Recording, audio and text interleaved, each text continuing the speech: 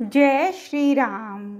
रघुकुल रीत सदा चली आई, प्राण जाई पर वचन न जाई।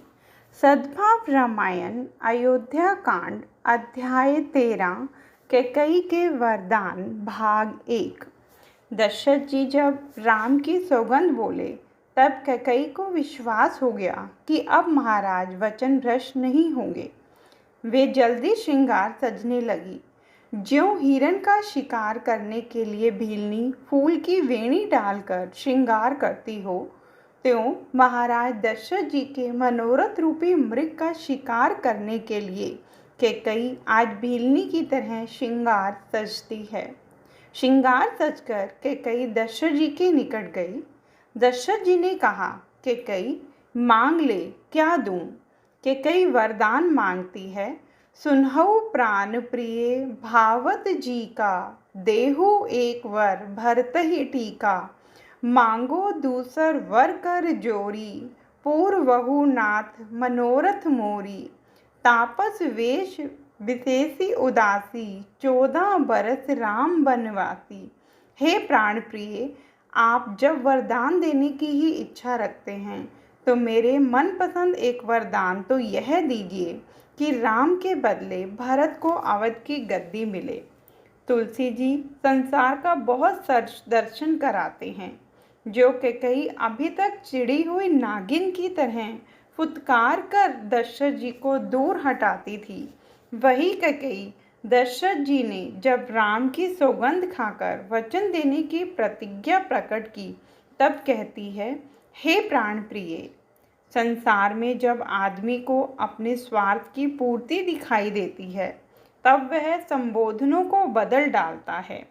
संबोधन में केवल श्री लिखना हो वहाँ परम आदरणीय लिखना लगता है, और स्वार्थ पूरा हो जाए तब फिर संबोधन बदल डालता है, श्री भी निकाल देते हैं।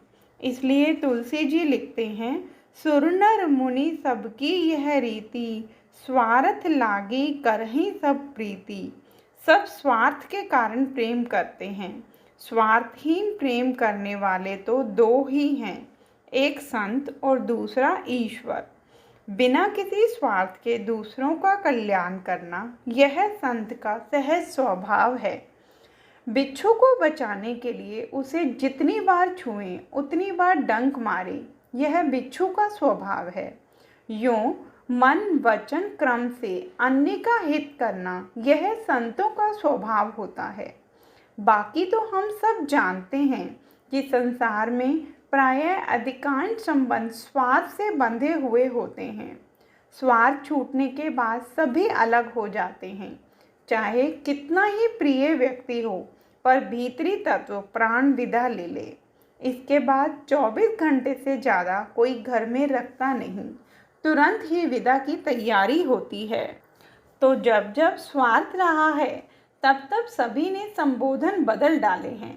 कैकई भी दशरथ जी को प्राण प्रिय कहती है। वह पहली मांग राम के बदले भरत का राज तिलक हो यह रखती है। दशरथ जी चुप रहते हैं। दूसरी मांग रखते हैं। कैकई कहती है, महाराज दूसरा वरदान हाथ जोड़कर मैं यह मांगती हूँ कि तपस्वी का वेश धारण करके राज्य कुटुंब सब छोड़कर राम वन में जाकर रहें। कैकई के मुख से जो यह दूसरी मांग निकली उससे अवध की जनता 14 वर्ष तक रोती रही। भरत को भिक्षुक बनाया और स्वयं कैकई कौशल्या और सुमित्रा का सिंदूर मिटा दिया। तुलसीदास जी को लगा होगा कि यह चौपाई न लिखूं। यह चौपाई लिखते उनके हाथ जरूर कांपे होंगे, वे बहुत रोए होंगे। विवश हो उन्हें यह चौपाई लिखनी पड़ी होगी। राम वनवास शब्द कान में पड़ते एक पिता के रूप में दशरथ जी की उस वक्त कैसी स्थिति हुई होगी, इसका वर्णन तुलसी जी बहुत नहीं कर सके हैं। गोस्वामी जी लिखते हैं, शेरनी गर्जन करे और बूढ़ा हाथी कांपने लगे, यो राजा कांपने लगे। उन्हें चक्कर आ गए, पूरा राजमहल घूमने लगा। बोले, कैकई तूने क्या कहा? महीपति, तपस्वी का वेश लेकर आपका राम 14 वर्ष वनवासी हो जाए, यह मेरी दूसरी मांग है। राम वनवास शब्द दशरथ नहीं सुन सके। वे धरती पर गिर पड़े। थोड़े समय बाद धैर्य धारण कर वे खड़े हो गए। कैकई के निकट जाकर उन्होंने कहा, मुझे खबर है कैकई, तू मेरे प्रेम की कसौटी करती है। यह तो राम के साथ मेरा कितना लगाव है, यह जानने के लिए तेरा प्रयोग है। पर कैकई, एक वस्तु कह दूं, यदि ते प्रेम और लगाव की कसौटी करती हो तो जल्दी स्पष्ट कर दे। कदाचित इस प्रेम और लगाव की कसौटी के कारण कोई अनर्थ न हो जाए। नहीं महाराज, विनोद करने का मेरा स्वभाव, यह तो भूतकाल की घटना है। आज मैं विनोद नहीं करती।